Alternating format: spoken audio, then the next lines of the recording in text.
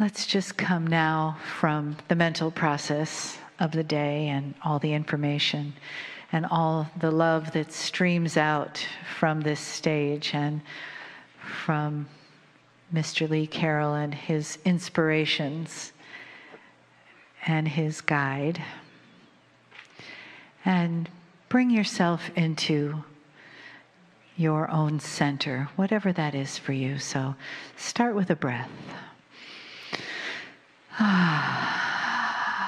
And with the gratitude of what a beautiful day you've had together, this beautiful family that you all are.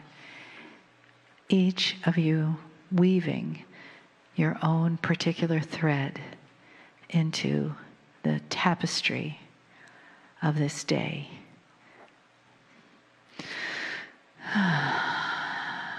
Each bringing a resonance, each bringing your soul signature, each of you bringing those pieces and parts of yourself that contribute to the delicious soup of humanity that we are here today. Each different resonance, each different thread,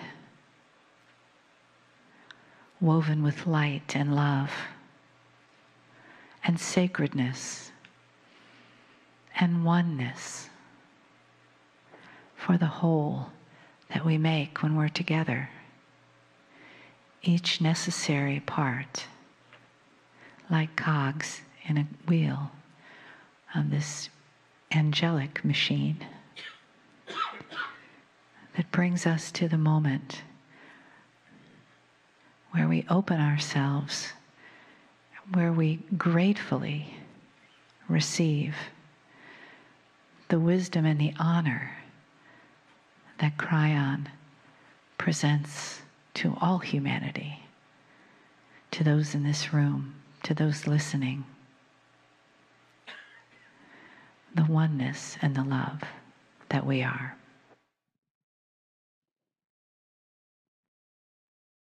Greetings, dear ones. I'm Kryon of Magnetic Service. We wanted to pause a moment for the entourage to come in, and for those who are sensitive here to feel it. It is so difficult to give information that is beyond what you expect. And even after it is given, it's unknown whether it sticks. Some information is advanced. This is the last channeling of the year. The last 2 times I have sat in front of you, I've given you summaries. This really isn't a summary at all. It's the next step. I'm going to call it the completion of the story of the soul. It really begins to explain something that is unexplainable. But we have to tie it together. And I wanted to do it this year. The next 3 years we have described to you as the years of completion. 3 years, a catalytic number in numerological terms to describe a 9. 2, 3, 4 represents the 2nd, 3rd, and 4th year of this new energy. 2015, 2016, 2017, added together, all of those numbers create a 9 as well. Something will be completed in those next 3 years that is esoteric, and I'm going to start the process tonight by letting you in on a little bit of information a little more advanced than I have before. Dear ones, this is difficult. The difficulty is mostly with my partner. He's a translator. As many years as he has been doing this, if I give him information that is beyond his comprehension, he is not able to translate it. His comprehension is much like yours. And so we fall back on metaphors. We fall back on the things that we know are within the comprehension of him. And the rest, the entourage paints for you in the room. The third language must play a big part of this.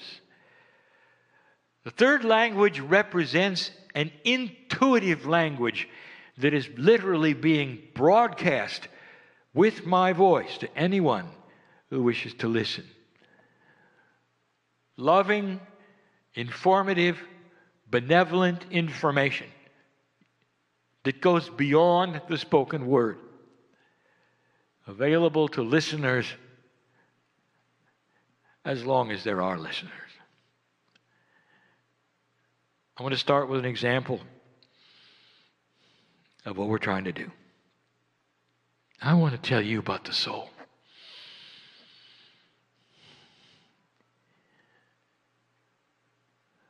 I want to tell you in terms that I've never used before, and I can't. You don't have the words. You don't have the experience. You don't have the energy. You have no concept of where you're going. Not really. And it's so beautiful. Let us say for a moment, pretend with me. Just pretend. That a ship lands from another planet. It's friendly. And out steps a humanoid couple, and they give you their names and where they're from, and they speak your language. And as you look at them, you know very well they do not have the seed of God that you have in you. It's not part of their scenario, but they have intelligence. And they're interested in humans. Let us say and pretend for a moment they are safe. They are on an exploration mission, and you are the only human that is able to talk to them. Pretend. They're going to get everything they know about humanity from you. What is it that they would ask you? Let's pretend. They're not going to ask you about history. They're not going to ask you about anything. They're going to ask you about things they don't have. And they're going to look at you and they're going to say, as long as we've been looking at you and watching humanity, there's one thing we have not understood. Please tell us about love. Where do you begin? And what kind of love? Are you going to tell them about the love you have for the planet, for your partner, for the animals in your life, for your ancestors, for your mother, for your father, for those who you've lost? And how would you begin? How many kinds of love are there? What are the differences? And when you started, and even if they said we have plenty of time, where would you begin? And when you did begin, how would you describe the emotional field of love? You could say whatever you wanted to say, and they could understand the language, but you and I know that love is more than language. When you fall in love, there is a thickness of spirit. There is something palatable. You look into the eyes of your newborn. That's not just emotion. There's communication. Love has a field around it that's beautiful. It vibrates. Two humans together in love. They form a bond. There's actually a third energy formed because of the two they have for one another. They think about each other from long distances. It's more than language. How are you going to describe that? Let us pretend they sit there and they listen to you. As long as you want to talk, they're taking notes. When it's time to go, they thank you, shake your hand, and they mean it. Their research is done and they fly away. You can just imagine what they're saying to each other. They're not any closer to knowing about love than they were before. Because everything you've said is not discernible because they don't have it. This is the puzzle tonight. And all we have is what you can absorb. So we go to the third language and we want you to see what we're talking about. We want you to understand as much as you can. Let us review what we have said about the human soul. The soul is not part of that which is corporeal, and yet it resides in you at a corporeal level. But it's not. It's not chemistry. It's not synapse. It's not intuition. It's not any of the things you've studied. It is something you can't understand. It's a piece of the Creator. The creative source which created all that is, long ago, created a beautiful, benevolent system, and it needed a universe to accomplish it, and galaxies, and planets, and life. And all of those were put together and accomplished correctly, properly, and not accidentally. The creative source that built the planets around you, the galaxy that you circle, is inside you. And it hides. It hides because it's part of the test on the planet for you to discover with free choice if it's there. To make it hide even more, there's only a certain percentage of it you can handle, so you're not aware of it. You're not aware of its grandness or what it is actually, but you are aware of it intuitively. Humanity knows God. As far back as you can look at your history, human, you came onto the planet and you looked for the Creator. Because it's inside. And then it happened. The Pleiadians came.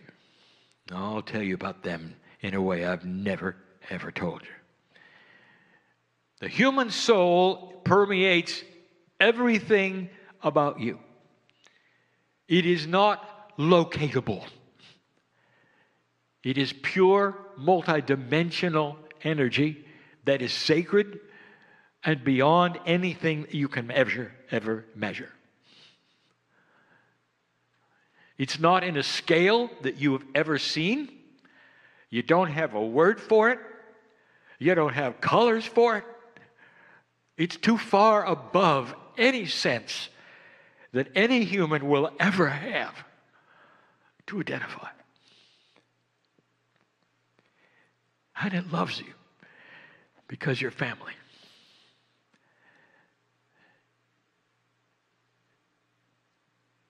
Closest thing is love.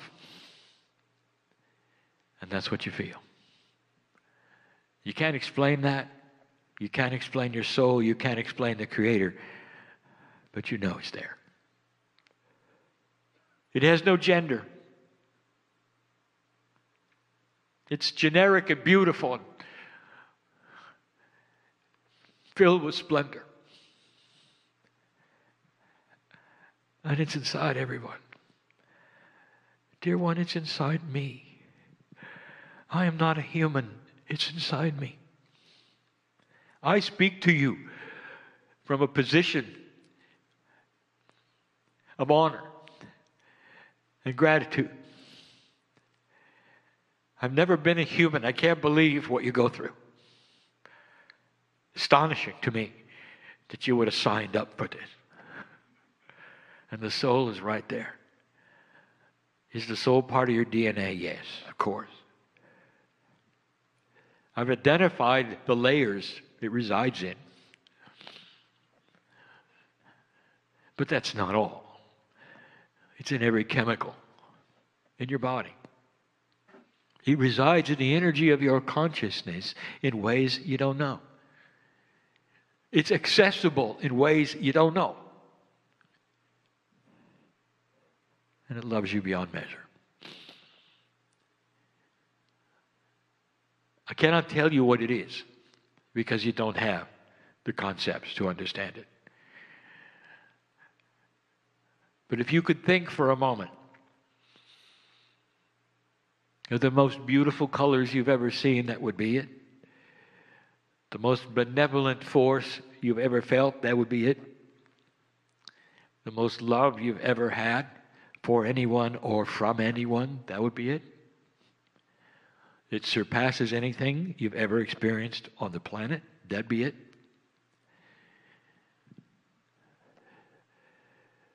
And the Pleiadians gave it to you a long time ago.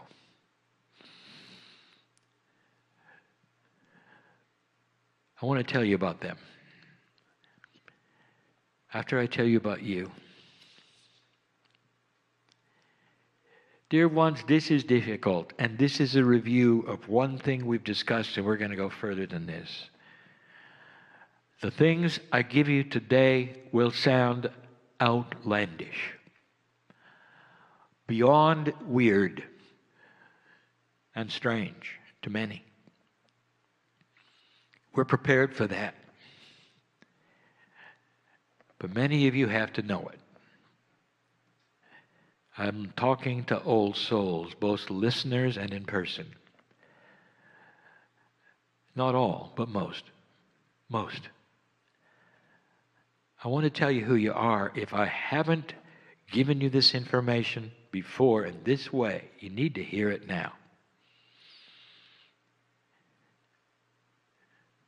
When humanity was ready to be seeded by the Pleiadians,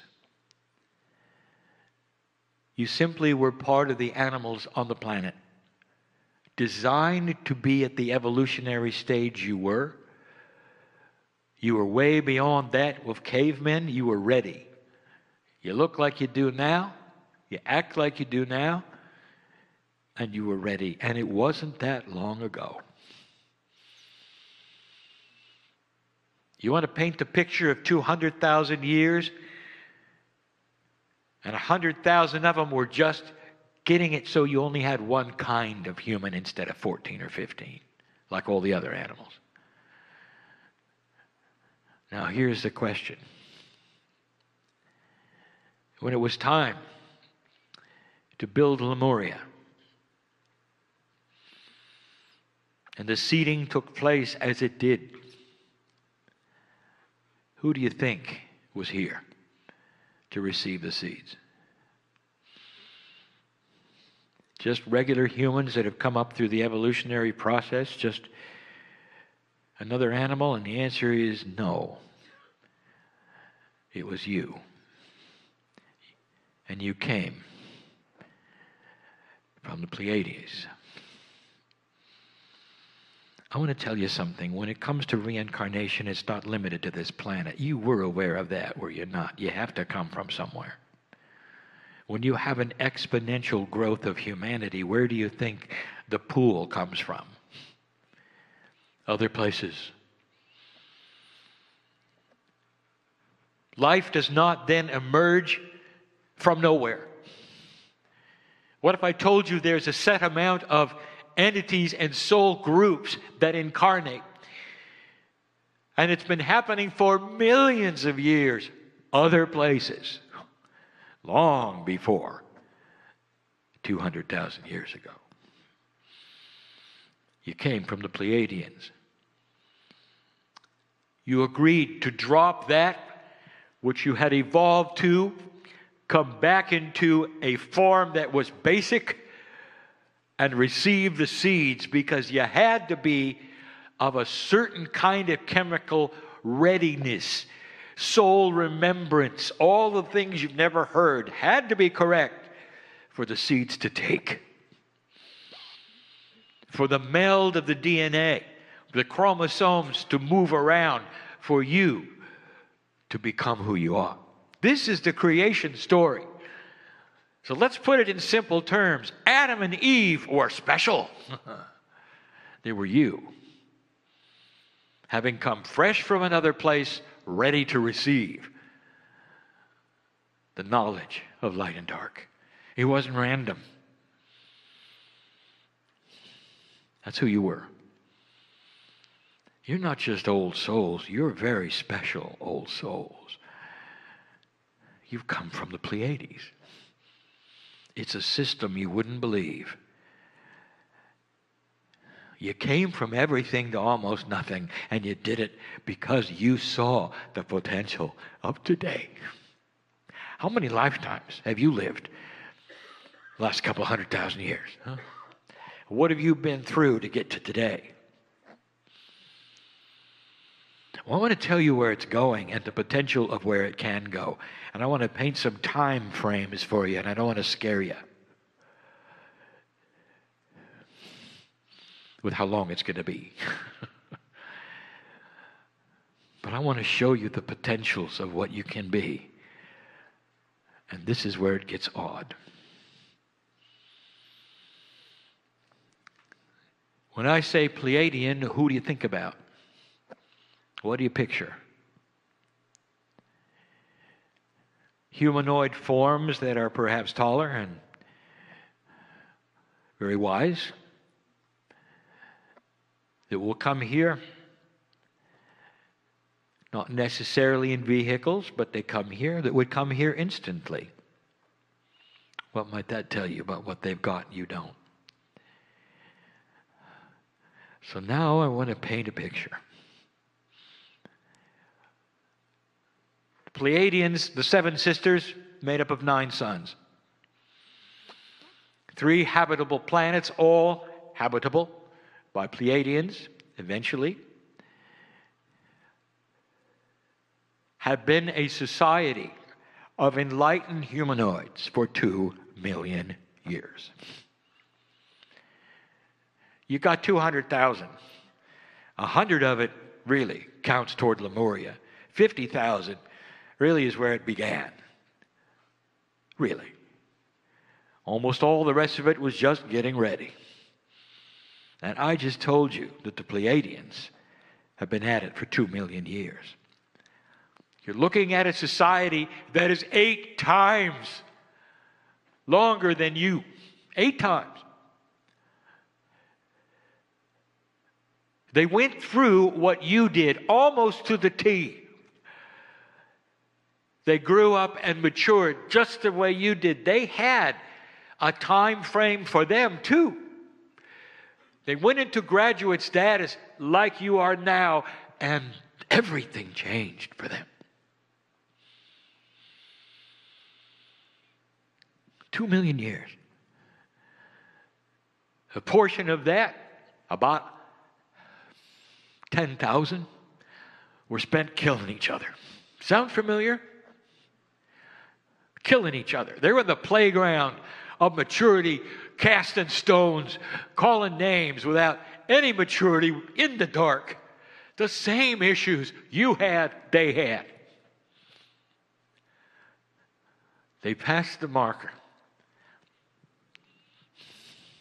And they began to receive information. And I'll get there. Believe me. Tonight. I'll tell you. But I want to tell you about them. Their DNA is like yours. You probably knew that. You're going to find it all over the galaxy. DNA is DNA. And the principles which created it here have created it everywhere. It is the building block of life, period. And you're going to see it someday, when you find life in other places in this solar system, it's going to have DNA. You're going to start understanding it's natural occurring life process everywhere. 2 million years. Their DNA started to become more viable, like yours. 44, 54, 55, 66, 77, 88. Let me tell you what happens at 88. You start to meld with the soul. You're designed to be divine. Did you know that? I want to tell you something. You're designed to live forever. Renewable. Every cell keeps going and going, especially the divine in you. When it starts balancing up the cellular structures, it creates new ones. It goes to the blueprint. It never gets old. You never get old. Kryon, what are you going to do with overpopulation when you never get old? Let me give you a hint. The Pleiadians have 3 planets. Does that give you something? You learn to move around. You learn about the universe. It's not an issue. It's not a problem. It's beautiful. A Pleiadian is the closest thing you'll ever see to an angel in your life. They're working at 88%. They have control over physics. They're entangled with anything they want to be. The human soul is divine physics at its maximum. Control over everything. The Creator is in the soul. The Creator is the master physicist of the universe. If you are at 88% of that, you got control over everything. That's the seed that you have inside. What is their society like, you might ask?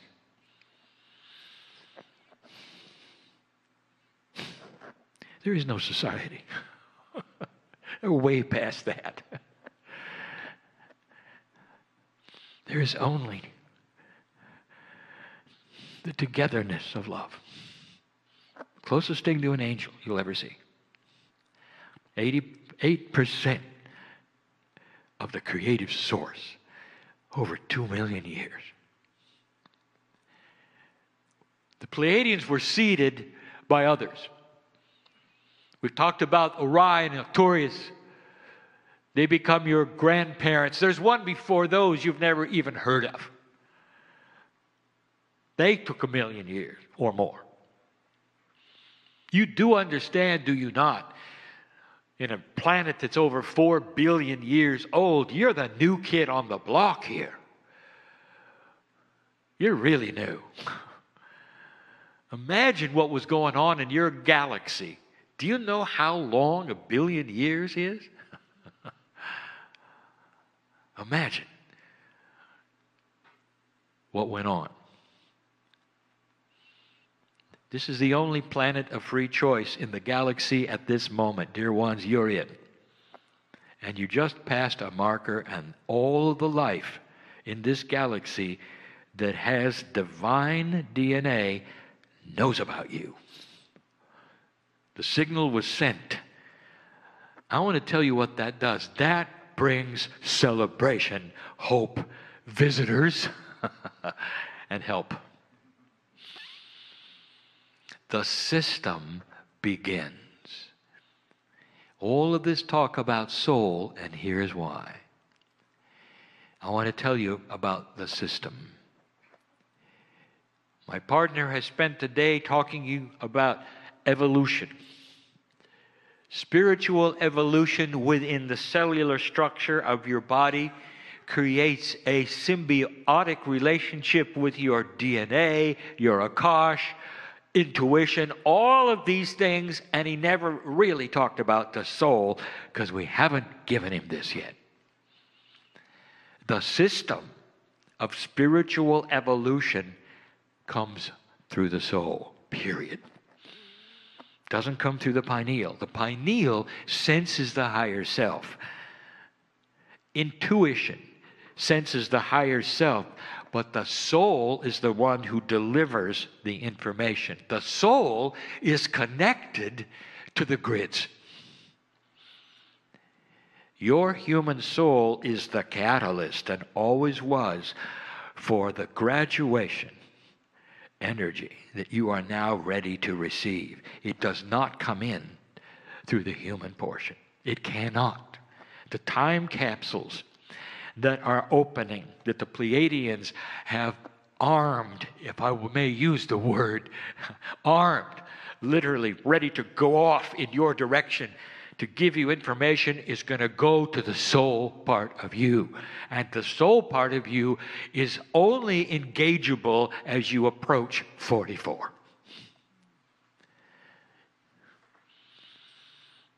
Spiritual evolution is going to be an increase in soul awareness.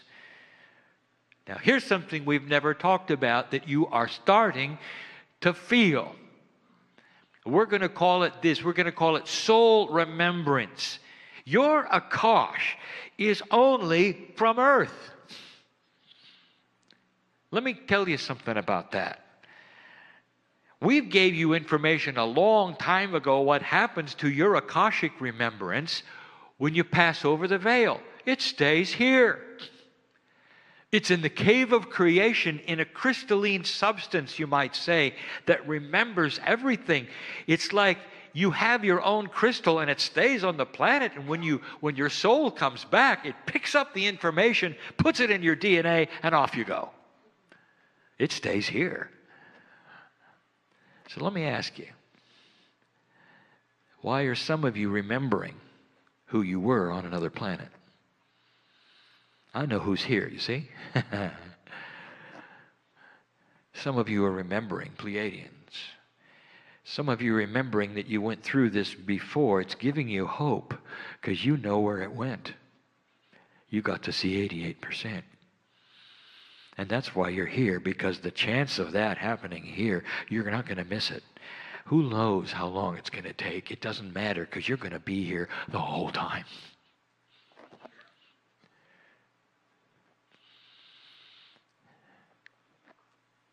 %. Soul remembrance is what we're going to call soul Akash. It remembers past Earth. And this is starting to happen. With the evolutionary process of that which is taking place on this planet with old souls, in is going to come soul remembrance. You're going to remember your eternal.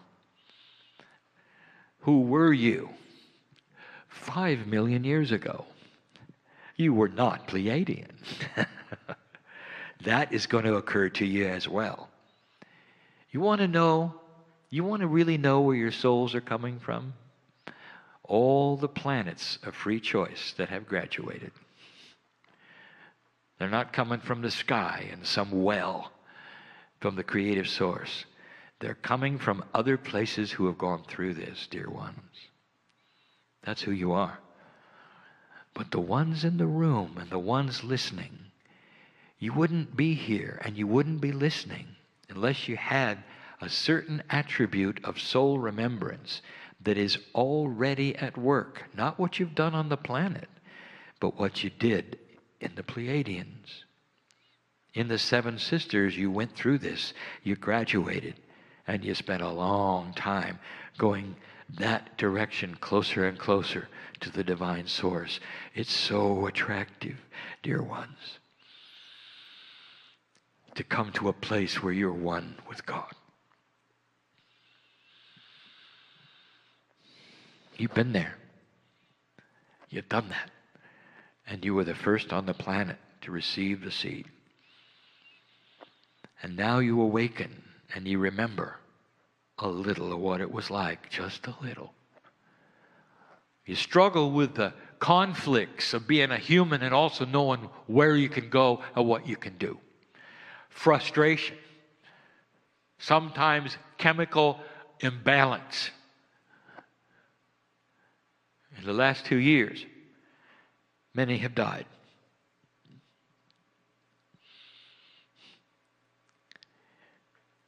Maybe they've been friends of yours. You weren't ready for it. Maybe they've been partners. I want to tell you something if you haven't heard it before. They're back. They can't stay away that long.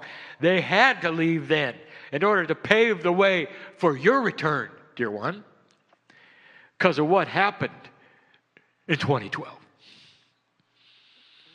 Scheduled to leave early to pave the way for you coming back.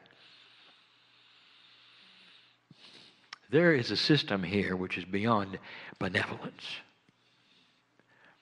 There is a system here which reeks with the greatest love of the creative source you can imagine, dripping with it, waiting for you to become one with God. The room is filled with pictures of holy men and women, many of them on other continents, who have found the connection that brings them to a wholeness where they can keep themselves alive for a long time, be one with the planet, meld in consciousness with nature and all that is. In an older energy, this was always possible, but it took discipline and it changed their lives forever. Some of them could not eat the things they used to eat. Many of them became celibate. All of these things in order to create this precious energy that for a moment would give them the solace of feeling the Creator. And I want to tell you, dear ones, they were the forerunners for what's coming. This is your future. With free choice, you can turn it around if you wish, but you're not going to. You can go slow if you wish, but you're not going to. And I know this because of what has happened in the past. You see, peace is addictive. Love is addictive. Benevolence of spirit and compassion is addictive. You know how I know? Let's talk about the Master that the season is about today. Perhaps you saw pictures of the Christ, and you saw the animals gathered at his feet. That was accurate. The animals saw the 88 to 90% in him, and they were attracted to it. It's addictive, you see. People gathered from all over just to sit at his feet and watch him glow, because it was addictive. The entourage he had around himself was palatable, and you could feel it in the arms of God, and you sat in front of him and all was well with you for those moments. And if you spent a little too long, he might feed you while you were there. And all of that was real. It's a celebration, is it not, for an addictive energy of love, of compassion. And that is where you're going. But beyond that, as you increase the percentage of efficiency of your DNA, your soul brings in more of the creative energy from the source. That's the evolvement of a human spirit. Way beyond biology. Way beyond consciousness. You handshake with the source that created the universe. I complete this story of the soul. That's where it's headed. That's why we teach it. Now you know. You might want to review the words. How long will it take? Too long. This is just the beginning. You're in year 2, dear ones. In year 2. And there's such a celebration that you made it. You will start to see humans mature. in spirit. We have said it over and over. The things that are so out of balance today in humanism will start to be balanced and mature. You'll see it everywhere. In every aspect you can think about, even politics. Balance, compassion, wisdom. You'll start to see it. When you come in next time, you're going to remember who you are. That's my promise. You're going to pick up where you left off. You will be a wise old child beyond any children you know today, old soul. And you're not going to make the mistakes you did this time around. None of them. It comes in with you more than a Kosh soul remembrance will keep you safe. And your children will carry what you carry. That's the way it's going to work. That's what's going to propel it forward. Past peace on earth to graduation into soul energy. Too esoteric for you? It's okay. I've got time. Check in with me in about 1,000,000 years. And so it is.